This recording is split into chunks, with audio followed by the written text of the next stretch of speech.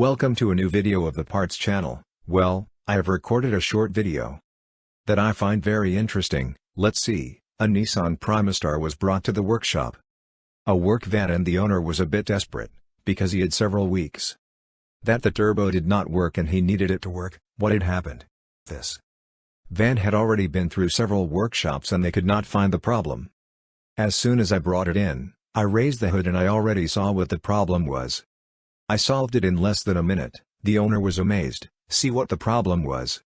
This is the Nissan Primastar, which, as you can see, has a Renault engine. See what the problem was. Look at the turbo solenoid valve or solenoid. What was the problem that it had?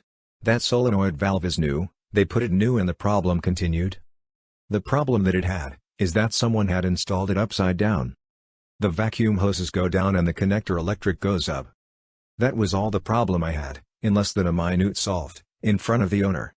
I solved it. Well, as he said, you already have a customer for life. Notice that it was an oversight of someone, that when changing it, he realized that this solenoid valve works in this position and not the other way around, and that was all the problem he had. Well, here you have this video. If it has been useful to you, then do not forget to give a like and subscribe to the channel.